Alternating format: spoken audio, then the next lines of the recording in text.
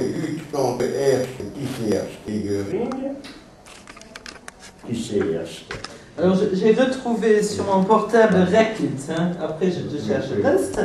Alors ce Rekit, c'est la théorie, une théorie des années 40, justement de Max Horkheimer et Friedrich Pollock. Hein, c'est Pollock. Et il y avait... c'est une théorie économique. Le signe, c'est le signe d'une économie de commandement. Oui. Kommandowirtschaft. Ah oui, ah oui. Il y a un phénomène de clic où les manias de l'économie se mettent ensemble avec les militaires supérieurs et les cadres de la politique et de la bureaucratie. Donc c'est toute une clique. Ah oui, ah oui. Et ça, il l'appelle sociologie des raquettes. Et le concept, il vient de la criminalité organisée. Donc il s'agit d'une clique qui exclut tous les autres et tous ceux qui ne se soumettent pas à leur volonté. Donc il y a la hiérarchie, voilà. Donc ce sont des groupes de pouvoir. Donc ça n'a effectivement rien à voir. Enfin, ça peut-être à voir avec aujourd'hui, mais pas immédiatement. Je reviens alors aux questions que vous avez posées et en te rendant la parole. C'est ce que je voulais dire, c'est-à-dire que ce texte est d'une densité et d'autre part d'un très grand intérêt, mais a besoin, je crois, moi personnellement, ne peut pas être survolté. Il faut survolé, qu'est-ce que je veux dire. Il ne peut pas être survolé, c'est un texte qui demande à être analysé mot à mot pour savoir exactement ce qu'il veut dire, parce que sa pensée d'autre part procède également par l'icos, c'est-à-dire qu'il oublie l'idée. Il ne dit pas certaines choses, il faut reconstituer le cheminement de la pensée, un petit peu, une castille, faites-les circuler. Bon, alors, deux autres remarques, je me tairai. La seconde remarque, c'est le fait que, d'une part, Adorno a l'air donc d'adopter, tout en soutenant les animaux, il a l'air d'adopter à leur égard une position anti-intellectuelle. Il leur refuse, ce qui est très curieux, une forme d'intelligence que l'on peut appeler également aussi d'instinct, donc il est intéressant de voir que, en fait, il prend un peu le contre-pied ou l'inverse d'une certaine tradition qui a longé, qui a pris parti elle-même contre une certaine forme de rationalisme. On peut dire, il y a la ligne aristotélicienne, même si Aristote d'ailleurs prête une âme aux animaux, il considère que les animaux n'ont pas une même âme, ils ont une âme végétative et ils n'ont pas une âme rationnelle. Il y a une réaction contre cela qui est manifestée par Plutarque et par les stoïciens, qui prend parti au contraire pour l'âme animale et pour attribuer une forme d'intelligence aux animaux, qui est repris par Montaigne dans l'Apologie de Raymond II, qui est entièrement consacré à cela, qui est repris également par Bell à l'article Rorarius, qui est le nom de l'évêque Rorarius au XVIe siècle, et à quoi fait allusion Leibniz dans les Nouveaux Essais, prenant parti justement pour Bell, pour l'âme animale, contre le cartésianisme, puisque pour Descartes il n'y a pas d'âme animale, et l'intelligence animale est du pur mécanisme. Et d'une certaine manière, il est un peu étrange que Adorno semble prendre parti pour cela. Semble, je dis semble, parce que peut-être que ce n'est pas vrai. Le second point, c'est qu'il traite, ce qui est très intéressant et original, il traite l'animal du point de vue affectif.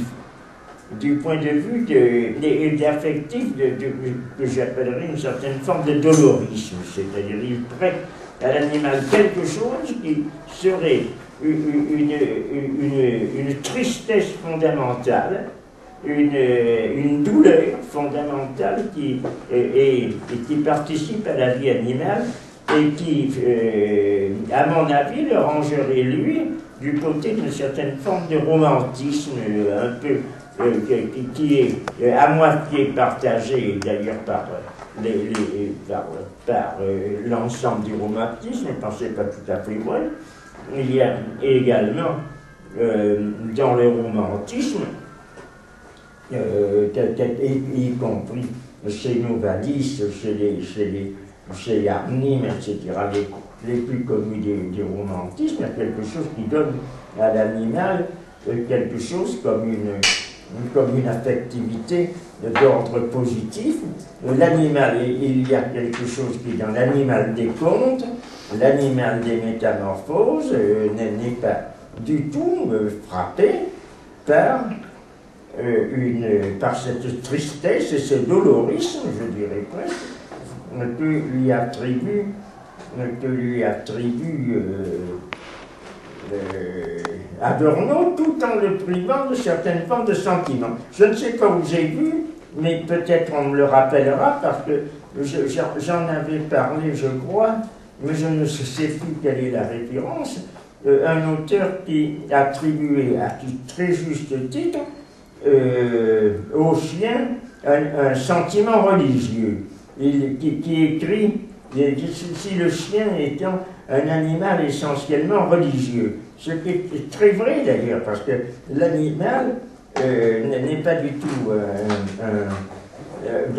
dépourvu de ce que l'on pourrait considérer comme étant une religion. C'est au contraire peut-être quelque chose qui est très partagé de façon commune aux animaux, soit une religion d'attachement individuel, soit une religion qui fait qu'il y a une sorte de sensibilité extrêmement répandue chez les animaux vivant en troupeau, chez les animaux sauvages, au mouvement de la nature. Donc il y a une religion de la nature qui est très certainement présente dans l'ensemble de ce qu'on pourrait appeler les âmes des animaux, et qui fait que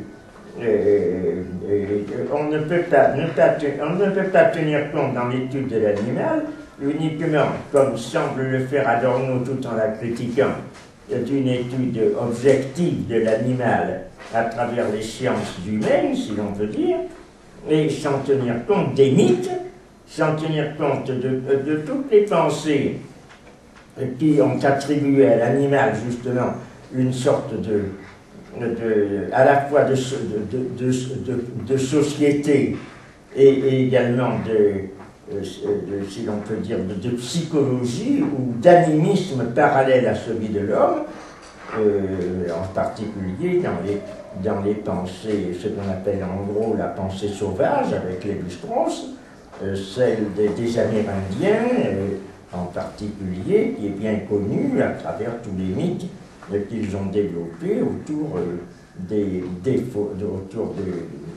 animaux des forêts, des espèces comme les jaguars, comme les singes, etc., qui forment des sociétés complémentaires, parallèles, et auxquelles la pensée commune, la pensée mythique, attribue une existence qui ne le cède en rien aux conceptions humaines.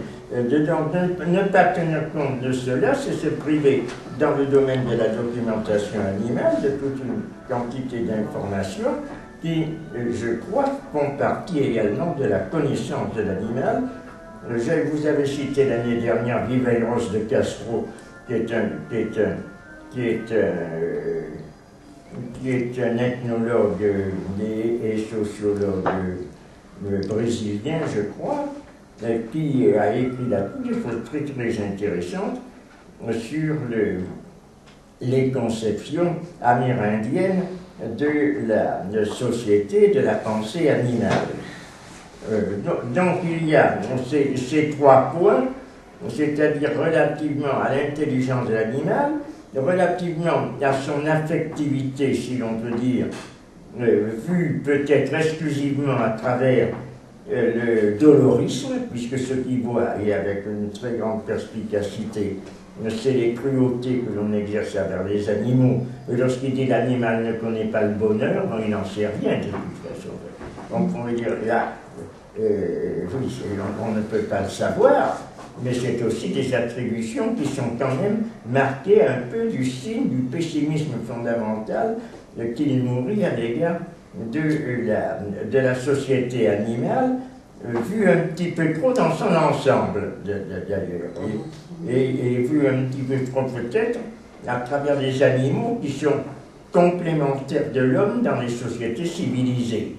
Mais sans faire appel à l'animal sauvage, c'est le 3e point, justement, tel qu'il est vu à travers les différentes mythologies et ce qu'on peut appeler la pensée sauvage à partir des études ethnologiques comme celle de Lévi-Strauss. Oui, je pense que moi ce que j'ai essayé de présenter est un texte d'Adorno, 2 textes d'Adorno, mais c'est pas toute l'œuvre. Parce que l'animal est effectivement omniprésent dans l'œuvre. Moi, j'ai choisi ces textes-là pour montrer le rapport entre l'animal, la femme, l'homme. Et ce qui se passe, c'est que je pense que dans une optique adornienne, il te dirait que le mythe, de toute façon, ne va pas t'approcher de l'animal, enfin de l'animal naturel. Le mythe, il va t'approcher d'une certaine manière de voir l'animal justement dans le mythe, qui est encore l'anthropocentrisme. Par contre, ce qu'il a fait, et ça j'en ai pas parlé, mais j'ai trouvé ça très intéressant, dans les lettres à ses parents, il y a plein d'animaux, il s'agit de 262 lettres, hein. Tous ses amis, sa famille donne des noms d'animaux à tout le monde. Il était un très bon ami du directeur du zoo de Francfort, dans Chimek, auquel qu'il a soutenu pour faire des zoos plus humains, et on voit dans ses livres qu'il critique, c'est une contradiction interne, qu'il critique l'idée du zoo et de la réserve même. C'est-à-dire l'observation d'animal sauvage, pour lui, est de l'ordre d'impossible, parce qu'il n'y a pas de nature qui serait pas d'une certaine manière contaminée par l'homme. Donc les réserves seraient des eaux plus grandes. Donc l'animal à l'état pur naturel, il dirait qu'il ne le retrouve pas. Par contre, justement, ce qui relativise un peu cette tristesse d'animal, où il prend effectivement les traditions de Schopenhauer, surtout, voilà, et chez Nietzsche, tu trouveras des choses similaires. C'est un animal qui n'a pas de mémoire, qui est triste parce qu'il n'y a pas de mémoire, donc c'était une énorme et vieille racine philosophique. Quand tu lis ce qu'il dit dans ses lettres à ses parents, la manière dont il parle des animaux, on n'a pas l'impression qu'ils sont spécialement malheureux. Je pense que ce qu'on peut effectivement, là où je me démarque en tout cas, c'est quand tu définis l'animal que négativement. Parce que finalement, on pourrait dire que l'animal, d'une certaine manière, s'en fout d'être raisonnable ou pas. La question de l'animal ne doit pas prendre comme base la question de la raison. Et ce qui a intéressé Adorno, et on peut le comprendre en premier titre, c'était la raison. Jusqu'à quel point est-il possible de conserver, de sauver la raison humaine par rapport à la catastrophe qui est passée avec les nazis, où la raison s'est effacée elle-même. C'est-à-dire le projet des nazis était hyper rationnel pour calculer combien de juifs ils pouvaient tuer plus vite, comment ils pouvaient tuer mieux, tuer plus vite, les mettre dans les trains, les gazer, etc. Donc c'était un projet qui était hyper rationnel. Donc lui, ce qui l'intéresse, comment peut-on préserver ou sauver une raison qui ne serait pas contaminée par le fascisme. C'est ça ce qui est au cœur. Et bon, bien évidemment, l'animal intervient. Et c'est pas en premier lieu une philosophie qui serait maintenant, qui aurait comme commencement la protection de l'animal, mais plutôt la critique d'une raison. Comment actualiser la philosophie sans abandonner la raison. Oui, Voilà. mais je suis d'accord avec toi. Je voudrais savoir s'il y a des questions à poser.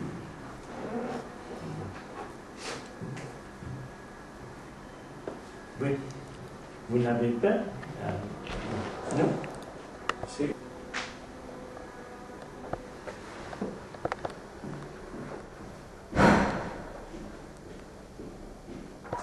J'ai trouvé ce...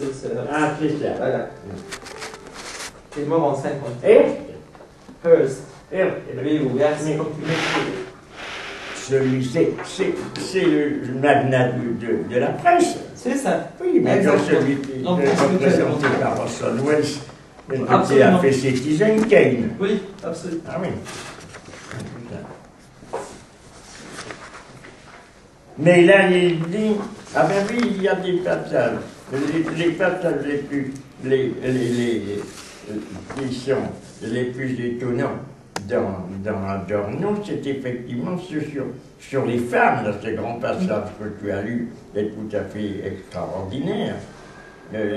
Et aussi celui sur les métamorphoses. Je sais pas, là, il dit les métamorphoses sont prises.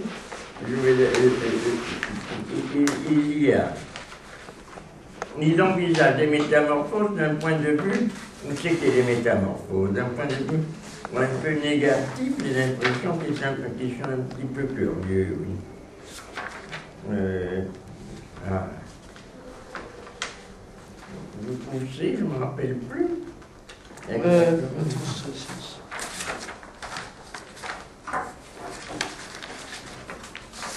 En l'occurrence, des légendes.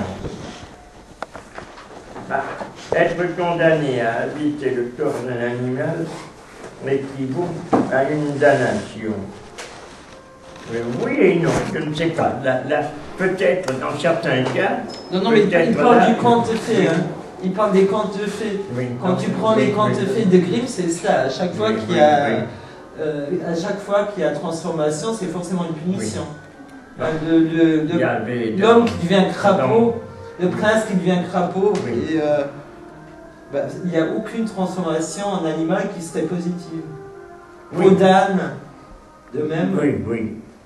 Il parle des contes, hein, Indian Myth. Mais il y a des cas dans lesquels ça donne des possibilités, d'autre part les métamorphoses proprement dites. Oui, mais il y a un problème. D'Ovide, par exemple, ne sont pas toutes animales, d'ailleurs, mais ne sont pas nécessairement des transformations négatives. Oui, mais là il y a un problème parce que le texte allemand dit Märchen, et Märchen c'est conte de fées, alors que le texte français dit légende. Oui, ah oui. Mais le conte ne peut pas, n'est pas la même chose que la légende. Dans les contes, donc il faudrait dire, dans les contes, les transformations en animal sont sans Là, punition. il le prend sur le plan de l'horreur, c'est ça. Parce que là-dedans, même une expression est assez accentuée. C'est une punition, c'est la pire des punitions. Ça serait un peu, cette transformation, ça se trouve également d'ailleurs chez Platon, dans le mythe de R, à la fin, où il y a des réincarnations. Mais les réincarnations, ça fait un peu partie des métempsychoses. Par exemple, dans... Oui, ils ne sont pas... Quand ça fait partie des animaux, ça peut faire partie des animaux, d'animaux qui sont... que l'on ne voudrait pas être, mais ça peut faire partie également d'une force supérieure, ou même dans l'imaginaire enfantin, il peut y avoir, je ne peux pas assigner des textes extrêmement précis, mais se transformer en animal des animaux valables en fait, par leur force supérieure, comme le lion, comme le jaguar, comme le cheval, ou des choses comme ça, peuvent être valorisants également, plutôt, même donc là. Je pense qu'il pense vraiment au camp occidental, avec toute sa valeur punitive, morale. Oui, c'est ça. C'est-à-dire à chaque fois qu'on transgresse la morale, on est puni par sa transformation en animal, ou bien au-delà du camp, je pense notamment à Kafka, Die Verwandlung, la métamorphose, où on voit effectivement que ce pauvre Samsa se réveille et est condamné, il ne sait même pas pourquoi. Oui, et je ne pense pas du tout qu'Adorno pense à l'Amazonie, au chamanisme, des choses comme ça. Je pense que ce n'est pas du tout inclus dans ce que dit le mot Märchen der Nation. Nation, c'est forcément l'Occident. Mais c'est-à-dire qu'il n'en a pas tenu compte, il ne l'a pas inséré, il ne l'a pas intégré, peut-être, ce qui donne l'impression un petit peu d'une généralisation d'un point de vue péjoratif, qui n'est pas nécessairement lié à toute pensée de l'animal, surtout dans l'enfance. Donc ça serait peut-être quelque chose qui serait à discuter. Mais je pense que c'est surtout des sociétés des Lumières, que je préfère quand même. Lumière a raison. Donc si le livre s'appelle Dialectique der Aufklärung, c'est justement parce qu'il essaie de travailler, de faire élaborer ce que sont les sociétés des Lumières, des sociétés de la raison. Et je pense que c'est pour ça, le chamanisme, etc., ne fait pas partie de cela. Donc la critique n'est pas la critique ni des Indiens d'Amazonie, ni des Dogons en Afrique, ni du bouddhisme zen, et bien précisément la société occidentale avec ses valeurs de raison. Et même les Lumières ont bien pensé. Il y a quelque chose de très intéressant et qui appartient bien aux Lumières, de Rétif de la Bretonne, le voyage astral, qui est quelque chose, qui est un conte qui est très très curieux et qui consiste en une très grande partie à étudier des transformations animales de l'homme et même des combinaisons où il y a des hommes qui sont demi-animaux, demi-cheval, etc. et qui envisagent des humanités différentes et dans lesquelles ces transformations ne sont pas toutes au désavantage de l'homme, parce qu'elles peuvent le douer justement de possibilités comme les centaures, par exemple, qui sont doués de possibilités supérieures à celles de l'homme, bien qu'étant des demi-animaux, ou les sirènes, par exemple, dans l'Antiquité mythologique. Donc les transformations, peut-être n'a-t-il pas vu que la transformation animale de l'homme n'est pas nécessairement à prendre dans un sens péjoratif. Non, mais on pourrait lui opposer justement ce devenir animal, pour parler l'expression deleuzienne, qui serait mis en confrontation avec cette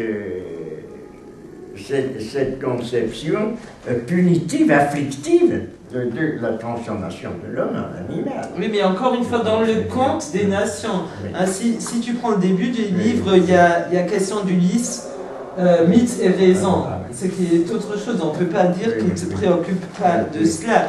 Et là, à ce passage précis-là, il s'agit des contes des nations. Donc si tu parles c'est bien précis, c'est là où ça devient punitif. Et c'est là où la morale frappe. Et donc ce qui conteste, c'est justement cette morale bourgeoise qui rend cette transformation forcément négative. D'autant plus que dans la société, dans la dictature nazie, encore 10 fois plus que dans autre chose. Oui. Les caricatures antisémites, etc., où on faisait des dessins, d'ailleurs pas seulement antisémites, mais aussi racistes par rapport à la représentation des Africains, est tout à fait dans ça, c'est-à-dire une transformation de l'homme dans un animal, c'est une insulte, forcément défavorable. Oui, c'est ça. Tu vois, je pense pas il y a un monde qui sépare le devenir animal de Deleuze, n'a rien à voir, tout comme le devenir femme. Oui, oui, c'est ça. Il ne prend pas le même point de vue. C'est-à-dire que là-dedans, c'est ce qui fait que, pris du point de vue littéral tel qu'il le présente, il y a une certaine ambiguïté, à mon avis, parce que on ne sait pas, c'est comme justement relativement à la femme, on ne sait pas s'il adopte la position qui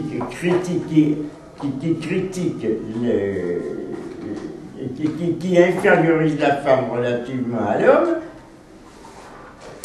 c'est s'il la fait sienne ou s'il la critique.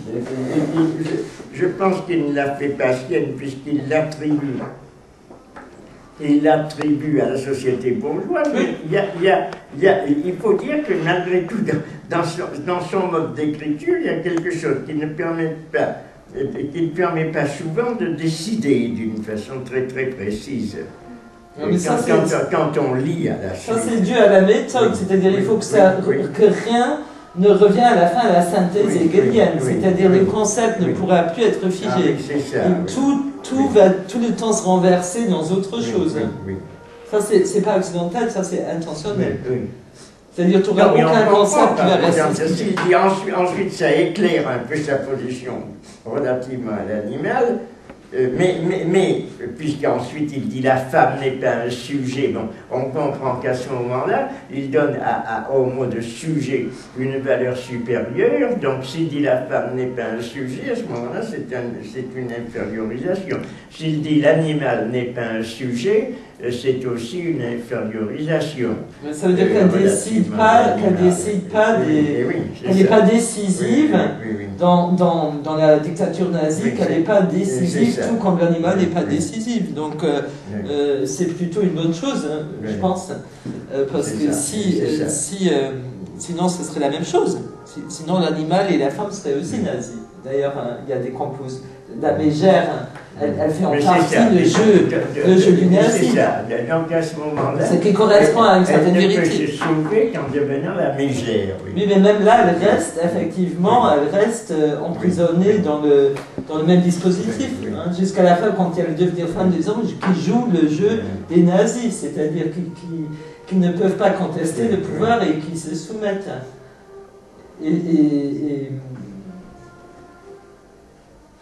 Mais c'est comme ça aussi, par exemple, dans les allusions à la religion chrétienne. C'est pas non plus particulièrement clair. Ce mélange entre la religion chrétienne de l'Église et la pensée antique. Ce qui reste à la femme, ce serait effectivement juste la mère de Dieu, donc la Vierge, qui serait la seule chose qui reste comme valeur aux femmes comme modèle auquel elles auraient à s'identifier. Ça c'est très clair. Au jugement porté par Platon sur les femmes. Là, il se réfère à l'exclusion des esclaves et des femmes. Platon n'a jamais considéré que les femmes étaient des esclaves. Non, mais exclusion des femmes, des esclaves et de l'étranger. Oui. Quand même. Là-dessus, je trouve que c'est très clair et qu'il a raison. Les femmes n'ont jamais été considérées comme étant inférieure. Non, mais elles ont été exclues. Elles ont été exclues. Il y avait 3 catégories, c'est-à-dire l'esclave, la femme et l'étranger. Non, c'est Aristote, Bah, si, a peut-être la philosophie est une affaire entre hommes. Systématiser cela. Chez Platon, non, chez Platon, c'est plus complexe. Il y a une liberté des femmes, une liberté sexuelle, il y a une communauté. La femme n'appartient pas, elle peut pas être philosophe. Et la femme est philosophique, puisque la fameuse Diotime. Oui, mais ça, c'est pas une femme, ça, c'est un travelot. Mais ça, c'est pas il y a une position ambiguë, peut-être relativement à la position. J'ai rien contre les travelots païens. Qui n'est pas constituée, c'est-à-dire on pourrait dire, la seule chose que l'on pourrait dire, c'est que Platon n'en a pas fait un problème, n'a pas posé le problème de la femme d'une façon telle qu'il non, mais c'est clairement dit que la philosophie, je vais rechercher les références. Oui, c'est certain. La philosophie est une histoire entre hommes. Oui. Jeune homme et pas jeune homme, et il n'y a pas de femme là-dedans, à part cette diotime qui est tellement, qui est comme la Vierge, effectivement, c'est ce qu'on donne comme appât pour que ça semble plus ou moins féminin. Oui. Là, je trouve qu'il est très précis là-dessus, et très clair, limpide, sur ce passage. Parce que justement, c'est la continuation de l'exclusion des femmes. Et quoi qu'on puisse reprocher à Adorno au niveau de ce que tu appelles de l'horisme, de ce qu'on pourrait appeler rester dans Hegel, ne pas quitter Hegel, il est quand même parmi les très rares à cette époque d'avoir le courage à la fois de plaider la cause des femmes et la cause des animaux. Et il n'y en a pas beaucoup. Il y en a très peu. Et on se demande aussi ce qu'on aurait fait à leur place en 1947 en Amérique en fuyant le régime nazi. Ce sont des questions que je me pose. Il est beaucoup plus facile pour un Deleuze d'être de bonne humeur et joyeux, n'est-ce pas, que pour un Adorno. Ça me paraît évident. On ne peut pas être joyeux tout le temps, d'ailleurs. Surtout pas en retravaillant les passages de cette histoire-là. Je pense que devenir femme ou devenir un animal de Deleuze se situe sur une autre base. Oui. Qui n'a pas l'ambition du tout de comprendre pourquoi Auschwitz a été possible, mais qui n'est pas préoccupé par cette question. Mais une fois qu'on est préoccupé par cette question et on se demande comment il n'aurait pas pu l'être, effectivement, à ce moment-là, le voile est assez noir. Mais je ne te cache pas, je n'ai jamais caché que j'ai jamais compris de devenir femme chez Deleuze, parce que j'ai jamais compris, à part les hommes, personne n'aimerait devenir femme. C'est pas possible. C'est un des concepts que j'ai jamais compris chez Deleuze. Quelle idée de vouloir devenir femme.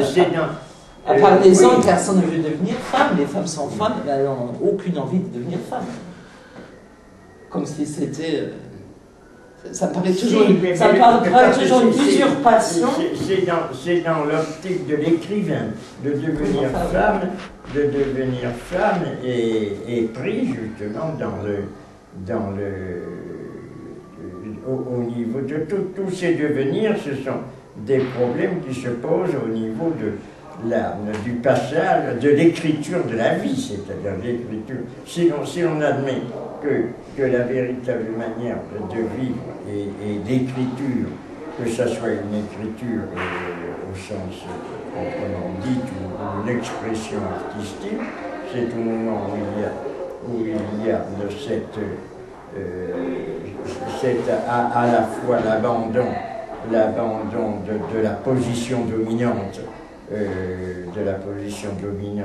adulte masculine, c'est comme devenir enfant, se faire de telle sorte que l'on épouse une sensibilité, c'est ce qu'il exprime à propos de Lorenz, à propos des auteurs qu'il a étudiés, à propos de Proust, à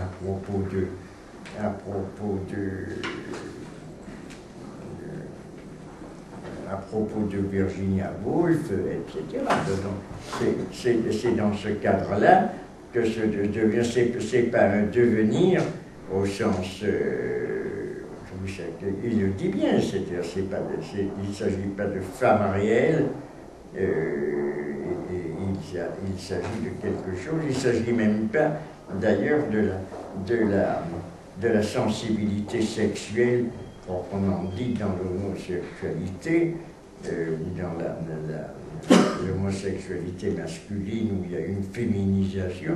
C'est greffé un petit peu là-dessus, sur ces parties qui sont à la fois masculines et féminines chez tout individu, mais en même temps, c'est quelque chose qui n'est pas identifié à ce qu'il appelle des devenirs molaires. C'est moléculaire, c'est-à-dire c'est pris à travers un certain nombre de moments, d'intensité, de singularité qui sont dispersés dans la sensibilité, dans l'écriture ou dans l'expression artistique. C'est pas comme les devenirs riches. À ce niveau-là que se manifestent les devenirs de Deleuze. Parce qu'il devient, là aussi, mais parce que quand il écrit ici, là c'est différent lorsqu'il parle lorsqu'il parle de la femme à propos de l'homosexualité, c'est dans un sens justement de l'infériorisation de l'homme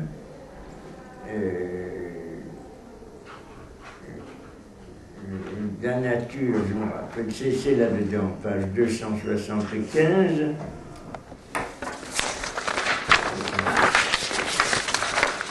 C'est aussi dans un passage qui est intéressant, mais qui est pris dans un mouvement qui n'est pas toujours très, très clair.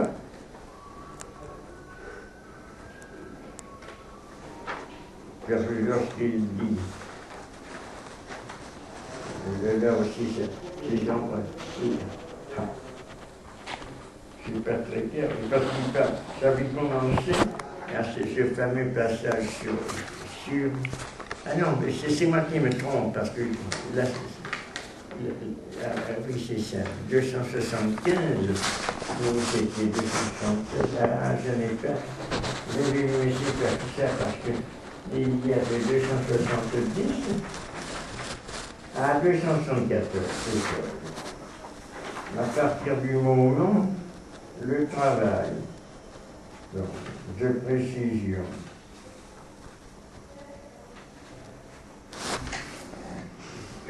les déviations sont permises, que sur la page 274. C'est pas très très commode non plus.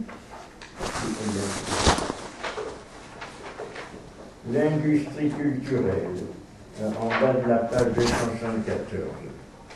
Les vedettes de cinéma sont des experts. Leurs performances sont les procès-verbaux du comportement naturel, un catalogue de réactions possibles. Les producteurs et les dialoguistes fournissent les modèles d'un comportement adapté aux circonstances. Donc on comprend que ça veut dire quels sont les modèles que l'on offre de l'humanité valable, je pense. Le travail de précision de l'industrie culturelle exclut la distorsion comme simple erreur. Ce qu'il appelle industrie culturelle, c'est ça. C'est ça, ce qui propose, je pense, à l'humanité des types de valeurs, des types humains à imiter. Comme simple erreur, le travail. Comme simple erreur, comme hasard, le mauvais côté de la subjectivité et du naturel. Oui. Les déviations, je pense que les déviations voudront dire aussi les déviations sexuelles. Je vais terminer parce qu'on a abouti presque à la fin. Les déviations ne sont permises que sur la base pratique qui les incorpore dans la sphère de la raison. On ne leur pardonne qu'à ce prix. à partir du moment où la nature a commencé à refléter la domination, le tragique et le comique ont disparu. Le sérieux des maîtres est directement proportionnel aux oppositions qu'ils ont à vaincre. Leur humour est proportionnel au désespoir qu'ils ont sous les yeux. Là aussi, c'est pas très clair. Il faudrait voir qu'est-ce que c'est qu'il a, lui, présent sous les yeux quand il écrit cela. La jouissance intellectuelle était associée à la douleur dont elle prenait la place, mais eux, c'est-à-dire les maîtres, ceux qui sont donc les vedettes du cinéma, je pense, puisque ce sont eux les experts. Et la jouissance intellectuelle était associée à la douleur. L'amour sublime, ce sont les maîtres. Ce sont les maîtres. Oui, c'est ça. Ce sont les maîtres. L'amour sublime s'attachait à la force qui se manifestait à travers la faiblesse, à la beauté de la femme, mais les maîtres s'attachent immédiatement à la force. Mais les maîtres, c'est-à-dire c'est les hommes, enfin, je pense, je ne sais pas. On peut supposer, puisqu'il a dit que c'était les hommes qui dominaient et que c'était oui, les sont maîtres dans les textes allemands, maître n'est pas là. C'est l'idole de la société et le visage masculin, tu vois, c'est bien ça. Autre, je ne sais pas moi, Gary Cooper ou John Wayne, des gens comme ça, ou bien Ramon Novarro, je ne sais pas quoi, moi, des cartes là, et le visage masculin au trait régulier et empreint de noblesse.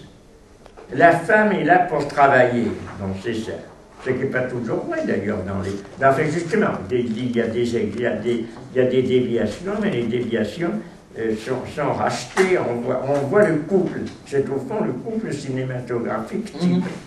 La femme est là pour travailler, mettre des enfants au monde, mais elle sert aussi à rehausser le prestige de son mari si elle est présentable.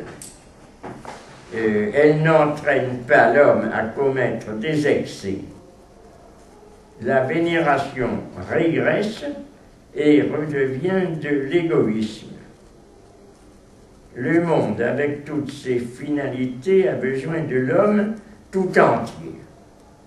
Nul n'a plus, ça c'est un peu schématisé, mais en fait ce n'est pas faux non plus si l'on voit les types, les stéréotypes qui ont été imposés par le cinéma, en particulier américain. Nul n'a plus la possibilité de faire don de sa personne en se consacrant à un autre idéal. Un autre idéal que quoi? C'est ça, d'être homme au fond et d'être couple. C'est pas tout à fait vrai, parce qu'on voit bien qu'il y a beaucoup de metteurs en scène ou d'acteurs qui ont introduit d'autres choses. Enfin, on peut dire que c'est en gros valable. Excuse-moi, il dit bien précédemment, quand il parle de tout ça, que c'est le fascisme. Hein. Oui, c'est ça. C'est pas le film, justement, quand on dit Humphrey, etc., ce n'est pas du tout ça, je pense. C'est vraiment le film, c'est le film avec les héros fascistes, hein, parce que le film... Il y a eu des films nazis, quand même. Il y a eu des films, ou du moins des films fascisants, ce qui n'est pas le cas du film américain. Je pense que là, on est vraiment dans... Il y a les antifascistes, ils sont tous partis aux États-Unis. Non, mais là, il parle du film fasciste. Oui, mais il aurait dû citer qu'est-ce que c'était, parce que je ne sais pas s'il en a vu, mais il est difficile d'en citer. Oui. Là, ça reste un petit peu... Leni Riefenstahl, les films de Louis Strunk sur la montagne, tous les films qu'ils ont appelés Heimatfilms, c'est-à-dire les films qui fêtent la beauté des paysages, des femmes et des vaches, des femmes qui enfantent des vaches qui sont en train de bouffer, etc. Il y a eu juste peut-être les dieux du stade sur les Jeux Olympiques de Berlin, mais enfin là, il y a des films. Il n'y avait pas là-dedans, il n'y avait pas de scénario, c'était quelque chose qui était fait uniquement d'une série d'images. Là, c'est un peu vague. L'homme dépose les armes devant le mal froid et impassible, comme le fit la femme avant lui. Il devient une femme qui a les yeux fixés sur le pouvoir. Dans la collectivité fasciste, avec ses écrits, non, mais c'est là où il parle de l'homosexualité. C'est un peu... à mon avis, c'est un peu formel, parce que c'est un peu... C'est un jeu de mots, je veux dire, c'est un peu engendré par la rhétorique, parce qu'on voit pas très bien à quoi ça correspond. Il devient une femme qui a les yeux fixés sur le pouvoir. On peut dire c'est vrai, mais dans la collectivité fasciste, avec ses équipes et ses camps de travail, chacun de sa plus tendre jeunesse est un prisonnier en détention cellulaire. Cela favorise le développement de l'homosexualité, ce qui est faux, puisque justement les homosexuels ont été mis avec le triangle rose en temps de concentration. Non, mais ça ne veut pas dire, on revient là où on était il y a 1h30, ça ne veut pas dire qu'il est homophobe, ça veut dire tout simplement, c'est un constat qui est un constat très banal. Si tu mets les êtres du même sexe et tu les emprisonnes, les seules relations sexuelles entre deux êtres sont à son âge forcément homosexuelles. Si, mais c'est forcément ça. Mais ça, c'est pas une critique de l'homosexualité, c'est une critique de l'internement. Celui de Léonide Sagan, jeune fille en uniforme. Ce que je trouve beaucoup plus important dans cette page, c'est ce que tu viens de dire.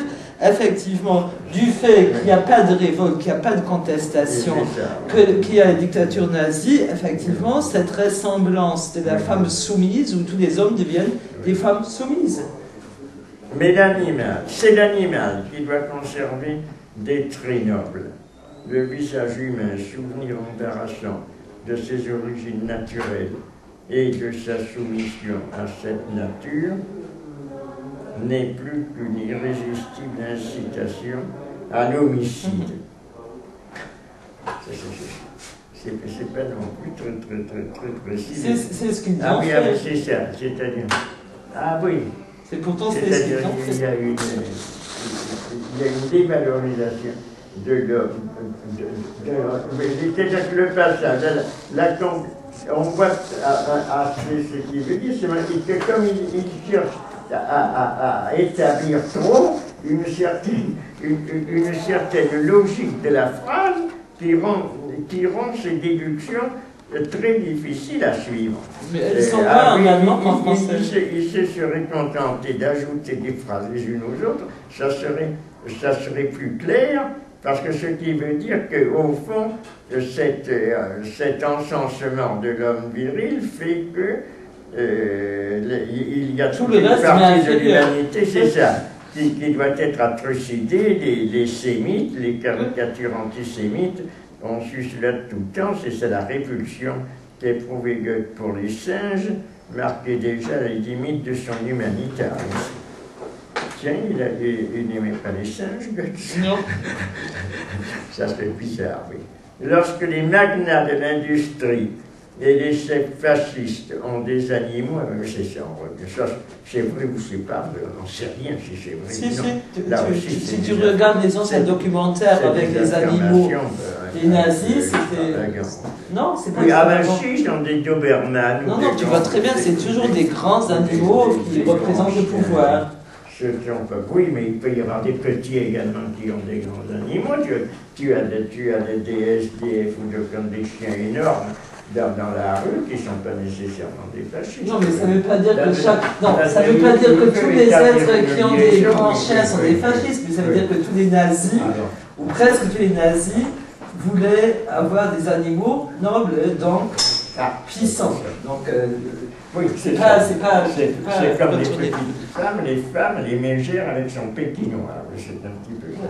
On voit Göring avec ses grands dogs, et les mégères avec les pékinois.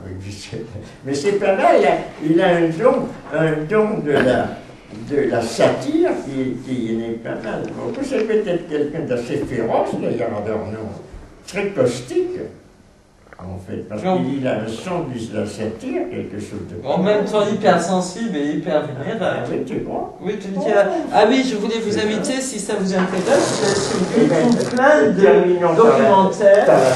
Tu l'as, la tête d'Adorno, là, non, tu l'as pas? Il y a plein de documentaires que vous pouvez voir. Il y a même Adorno en français qui parle français et qui fait son discours en français que j'ai trouvé hier. Sur YouTube, mais aussi sur Dailymotion. Tu l'as dans un film, dans un film? Sur Internet. Et où c'est qu'il a fait un discours en français? Vous n'avez qu'à taper, tu tapes Adorno, vidéo, et tu tombes dessus, en français. Et où c'est qu'il était? Où c'est qu'il... À Paris, il a parlé? C'était en France. Moi, j'ai pas regardé tout parce que j'en avais plus le temps, mais il y a plein, je les ai regardés en allemand. Il y a des tonnes, puisqu'il s'est intéressé très tôt aux médias. Donc, il était très médiatisé. Donc, il y a, je pense qu'il y en a pour au moins 8 heures de d'émission. De lui. On a fait de Heidegger une conférence colloque à Cerisy-la-Sage, je crois. Mais qui n'est pas sur vidéo, qui n'est pas audio. Non, ça c'était. Non, il n'était pas à Cerisy. C'était pas à Cerisy, mais je ne sais plus dans quel contexte. Mais il y a plein de choses à voir. Ah oui, ah oui. Si, parce qu'il était connu en France, surtout, il a été connu comme critique musicale, surtout, et comme quelqu'un qui a fait, il a écrit La philosophie de la nouvelle musique, qui est un texte très difficile d'ailleurs, il faut être musicien pour comprendre ce que ça veut dire, a été il était compositeur aussi. Un des premiers traduits. Et il a guidé Thomas Mann dans Dr. Faustus pour l'exposé, qui n'est pas mal, qui est assez intéressant.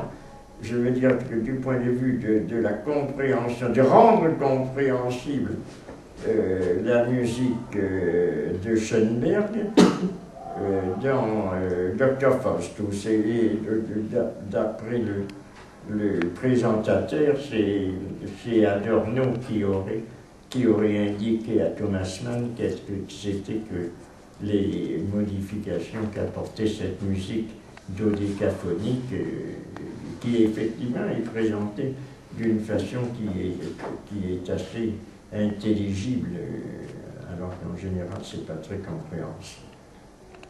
Bon, et bien nous applaudissons pour les...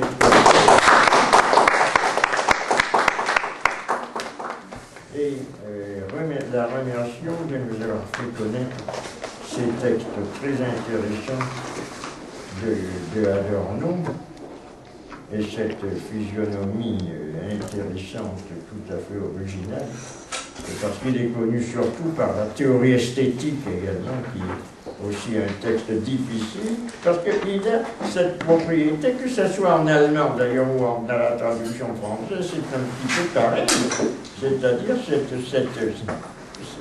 ce souci de rendre des textes inintelligibles. Je ne sais pas comment on peut arriver à le faire, mais toute cette... Horkheimer, c'est pas pareil. Horkheimer est beaucoup plus clair quand il écrit lui-même séparément, tandis que Adorno n'est pas... Il coupe des choses, je ne sais pas comment il fait. Il élimine un certain nombre d'éléments. Donc, il a écrit d'ailleurs sur Hegel quelque chose de ce point de vue-là, en disant que la philosophie doit être écrite d'une façon difficile. C'est bizarre d'ailleurs, je pense que c'est plutôt le contraire, qu'on devrait tâcher de rendre les choses plus claires, mais lui, il écrit d'une façon difficile, en coupant les éléments de liaison, de compréhension, je ne sais pas comment il fait. Je ne sais pas, Guattari n'est pas plus simple. Voilà. Guattari n'est pas plus simple. Guattari n'est pas plus simple. Félix Guattari, illisible. Oh oui, mais c'est pas du tout dans absolument illisible. Oui, effectivement, il y a parfois il y a des textes où il utilise un langage. sais pas quel est le genre de langage, de formaliste, de sémiologique, qui n'est pas compréhensible du tout. Donc, en général, c'est pas tout à fait pareil. Vous avez là, le programme. Il y a Carlos França, qui est un Portugais, qui doit parler de la déconstruction dans l'art, qui est un thème de Derrida. Et c'est Carlos França. Ce qu'il y a de malheureux, c'est que je lui ai demandé est-ce qu'il doit venir ou non. Il m'a dit oui, je viens, mais on ne le voit pas. Il n'est pas venu, je lui ai dit il faudrait passer avant pour expliquer un petit peu ce que tu veux faire. Ben non, de sorte qu'il viendra. J'espère qu'il aura du monde. S'il n'a pas de monde, ce sera désespérant. Ce sera fichu, de sorte qu'il faudrait venir. C'est le 21 mars, c'est le jour du printemps. Vous avez ça? Oui. Donc il faudrait venir le jour du printemps.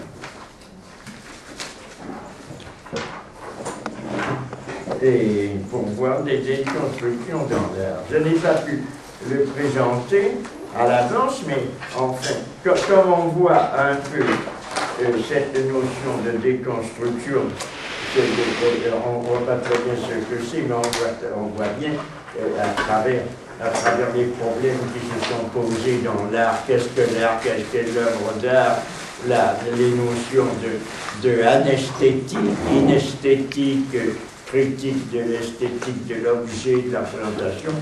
C'était un petit peu une présentation qui schématisera et rassemblera un peu ces différents problèmes qui sont intéressants et qui affectent l'art contemporain dans ces différents domaines. Je pense que c'est à travers surtout l'art plastique, qui est celui qui est le plus commode à étudier, à partir où il y a une incontestable crise et critique de la représentation depuis le début du XXe siècle, au minimum, à l'époque contemporaine.